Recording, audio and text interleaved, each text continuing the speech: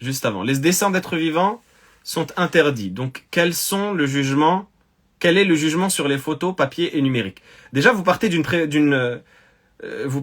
prémisse qui est fausse. Lorsqu'on pose des questions, on ne pose pas les questions comme cela. Quand on pose les questions, on ne pose pas les questions comme cela. On ne part pas avec une certitude en bâtissant, en disant « ça c'est interdit, alors ». Non, ça ne fait pas partie des comportements et des bienséances qu'il faut adopter lorsque l'on pose une question.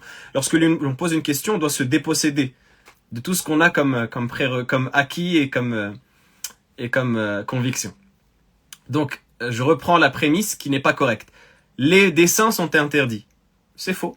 Dans l'école de l'imam Malik, rahimahullah ta'ala, les dessins sur papier sont autorisés, bien que makrouh, bien que détestables. C'est mieux de ne pas le faire, mais ce n'est pas interdit. Parce que l'imam Malik, rahimahullah ta'ala, considère que ce qui est interdit et ce qui est mentionné dans les hadiths, c'est ce qui a une forme, ce qui est sculpté. Par exemple, bon, j'en ai pas évidemment dans ma chambre, mais une statue, par exemple, qui aurait, imaginons, une tête, des bras et des pieds, ce qu'il nomme malahu dhil, ce qui a une ombre. C'est cela qui est interdit. En dehors de cela, ce n'est pas interdit, ce n'est pas haram. D'accord? Pourquoi cela? Parce que ce qui est mentionné dans le hadith, le prophète sallallahu alayhi wa sallam, il parle de taswir. Il parle de al-musawwirun. Lorsqu'il dit les gens qui auront le plus dur châtiment seront al-musawwirun. Et les gens ont traduit al-musawwirun par ceux qui font le dessin. Or, c'est une erreur monumentale d'avoir traduit de cette manière-là ou d'avoir interprété de cette manière-là, même en langue arabe. C'est une erreur monumentale. Pourquoi? Parce que le taswir ici, ce n'est pas le fait de dessiner.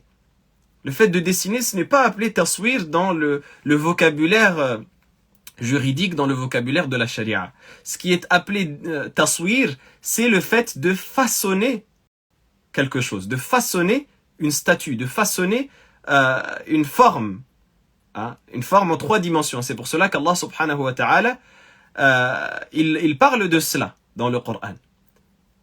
Il dit الذي صوركم فأحسن صوركم. Allah subhanahu wa ta'ala, il utilise le verbe sawwara.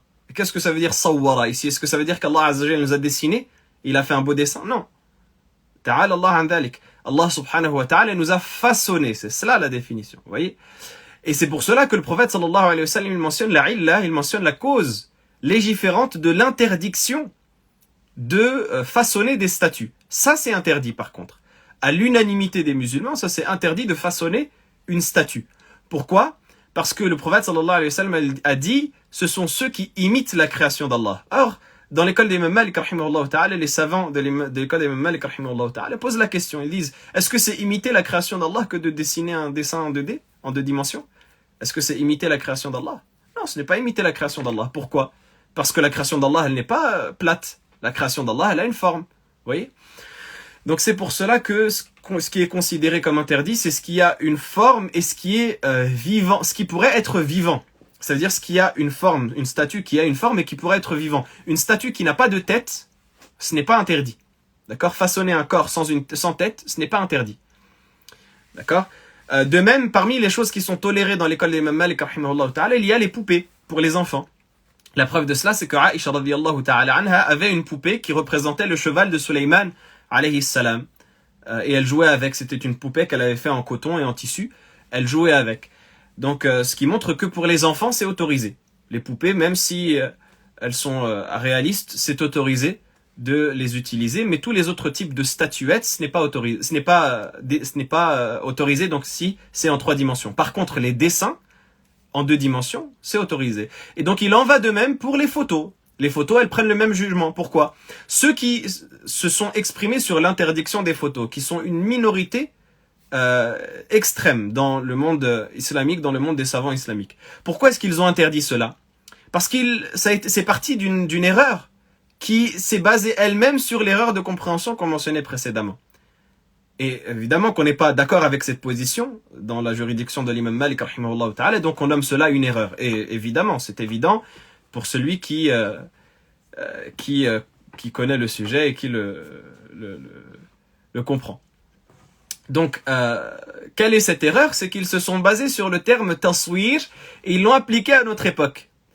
Or, à notre époque, l'arabe moderne, écoutez bien ce que je vais vous dire, l'arabe moderne en arabe a utilisé le terme taswir pour qualifier la photographie. Or, ça c'est une chose qui est moderne. C'est une chose qui est moderne. À l'époque du prophète sallallahu alayhi wa sallam, on ne parlait pas de photographie pour parler de taswir. Vous voyez? À l'époque du prophète sallallahu alayhi wa sallam. Et donc c'est la raison pour laquelle ça n'est pas interdit de photographier. Les photos ne sont pas interdites. D'accord?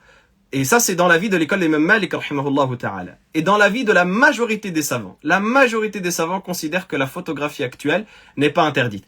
L'analogie sur le dessin, comme vous avez pu le mentionner, comme vous avez pu l'entendre, pardon, n'est pas correcte. Parce que dans l'école d'Imam Malik rahimahullah ta'ala, on ne considère pas le dessin interdit. Ça, c'est la première des choses. Et la deuxième des choses, c'est que la photographie en elle-même n'est pas assimilable au dessin. Et même si le terme taswir aujourd'hui renvoie à la photographie, c'est un terme qui est nouveau.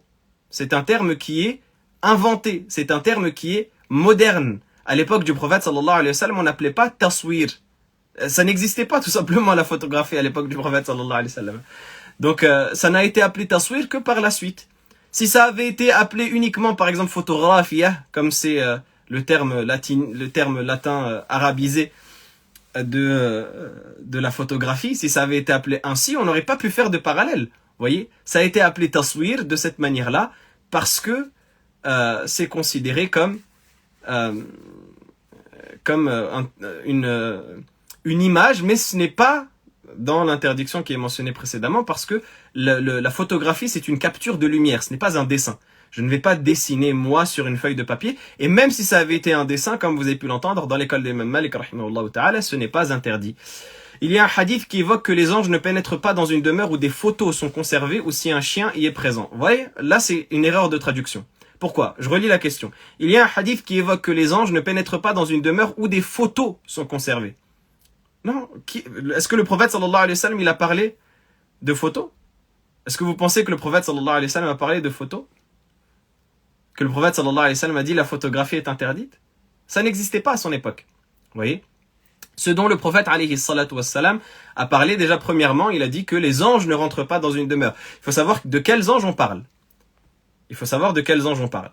On parle des anges ici qui ont été mentionnés dans la révélation. Deuxièmement, on parle de, lorsque le prophète sallallahu alayhi wa sallam parle de suwar, il parle des statuts. Comme on a dit, ça c'est la juridiction. Le vocabulaire dans la juridiction, dans le droit islamique, c'est qu'il s'agit de statuts, qu'il ne s'agit pas d'images. Vous allez me dire, oui, mais il y a un hadith dans lequel le prophète sallallahu alayhi wa sallam est rentré un jour chez lui et il a trouvé une tenture qui était accrochée sur le mur par Aïcha radhiyallahu ta'ala anha et il s'est énervé, il l'a arraché. Je veux dire oui.